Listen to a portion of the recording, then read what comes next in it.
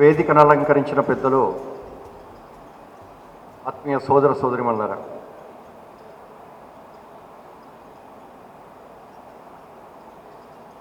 రెండు 2014లో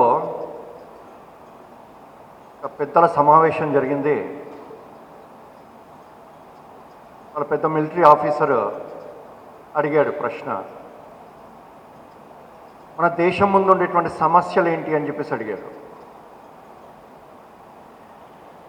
ఒక్కొక్కటి చెప్పారు. తీవ్రవాదము, అంటరాంతరము, అన్ఎంప్లాయ్మెంటు, రకరకాలుగా మత మార్పిడి, రకరకాలు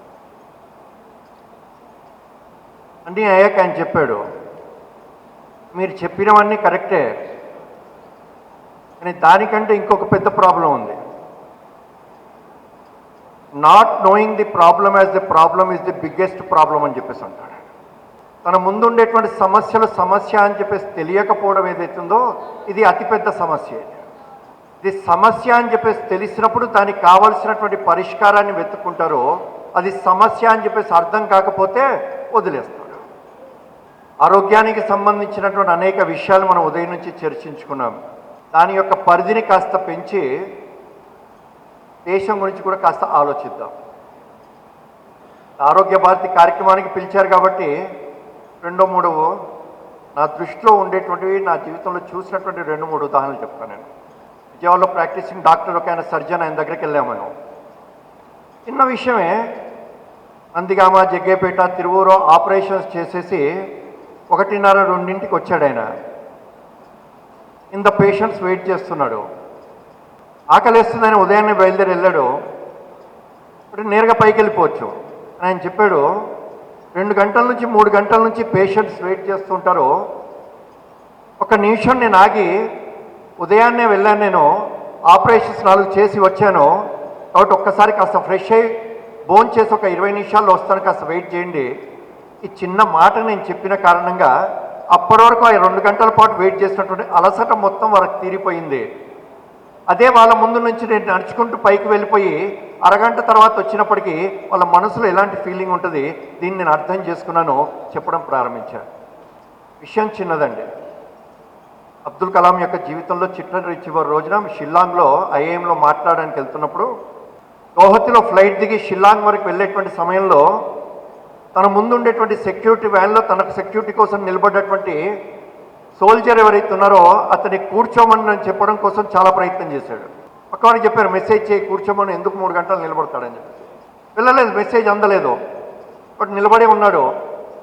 శిలాలో దిగిన తర్వాత తన కోసం భవ్యమైనటువంటి స్వాగతం ఎదురుగా ఉంటే ఆ స్వాగతం అతనికి కనబడలేదు. ఏ వ్యక్తి అయితే తన కోసం చెప్పేసి 3 గంటల పాటు నిలబడి ఉన్నాడో అతన్ని ఫస్ట్ పిలిచి అతని ధన్యవాదాలు చెప్పి లోపలికి వెళ్ళాడు. ఇది అబ్దుల్ కలాం. ఎటువంటి హ్యూమన్ వాల్యూస్, అంటే ప్రొఫెషనల్ ఎక్సలెన్స్తో పాటుగా హ్యూమన్ వాల్యూస్, ఈ 2 కలిపినప్పుడు ది పర్ఫెక్షన్ ఎప్పుడైతే అది వస్తుంది మ్యాన్లో. అకినాలో డాక్టర్ గారి దగ్గరికి వెళ్ళాను, గవర్నమెంట్ హాస్పిటల్లో పనిచేస్తుంటాడు.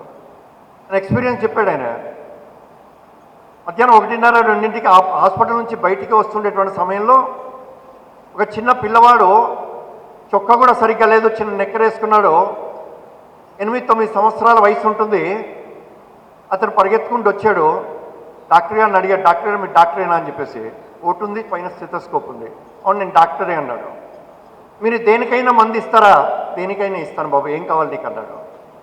నాకు ఆకలి వేస్తుంది, ఆకలి వేయకుండా మందు ఏమైనా ఇవ్వగలుగుతారా అని చెప్పేసి అడిగాడు.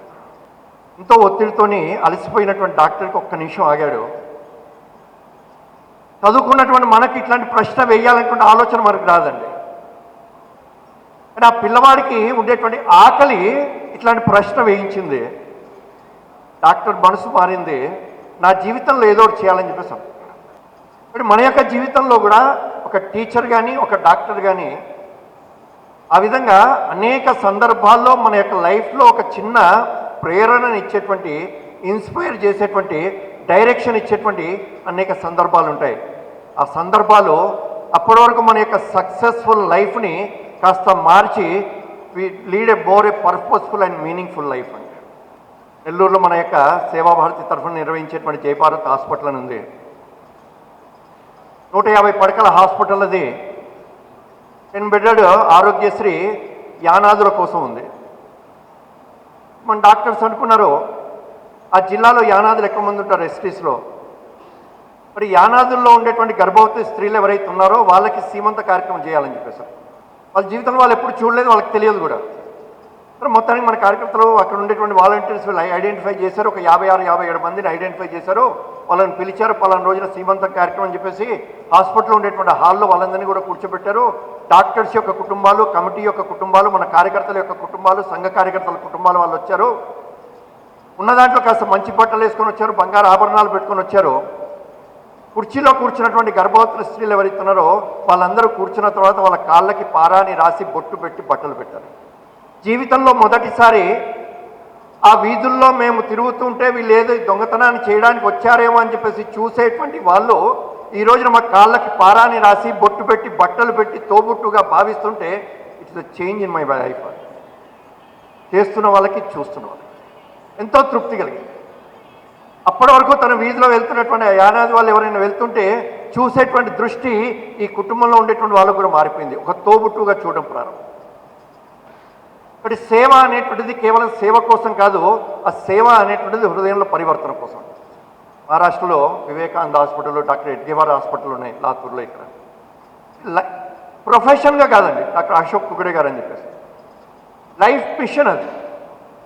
77లో నవంబర్ 19వ తేదీన కృష్ణా జిల్లా దివిసీమలో తుఫాను వచ్చిన సమయంలో గ్రామం గ్రామం కొట్టుకెళ్ళిపోయింది. 10,000 మంది చనిపోయారు. 10,000 పైన వేలాది పశువుల యొక్క కళేబరాలు. అప్పుడే ఆర్ఎస్ఎస్ కార్యకర్తలు చేసినటువంటి సేవా కార్యక్రమాన్ని చూసి బయటి వాళ్ళు అన్నారు, ఆర్ఎస్ఎస్ అంటే రాష్ట్రీయ స్వయం సేవక సంఘం మాత్రమే కాదు, it is ready for selfless service అని చెప్పి చెప్పారు. దాని తర్వాత అక్కడ దీన్ దయాల్పురం అనేటువంటి పర్రచివర ఒక గ్రామం, ఒక హ్యామ్లెట్ దీన్ దయాల్పురం 110 గ్రామాల్లో నిర్మాణం చేశారు. ఇక్కడ నాగాయలంక గ్రామంలో దీన్ దయాల్ హాస్పిటల్ నిర్మాణం చేశారు. మురళీకృష్ణ గారు క్లాస్మేట్ అతను నారాయణ గారు అని చెప్పేసి భార్యాభర్తలు ఇద్దరు 83 నుంచి ఇప్పటి వరకు అక్కడ సర్వీస్ చేస్తున్నారు. విజయవాడలో మంచి ప్రాక్టీస్ చేసేటువంటి అవకాశం ఉన్నప్పటికీ, ప్రొఫెషనల్గా ఎక్సలెన్స్ కాగలిగినప్పటికీ లైఫ్ యొక్క మిషన్గా భావించేసి అక్కడికి చేస్తున్నారు.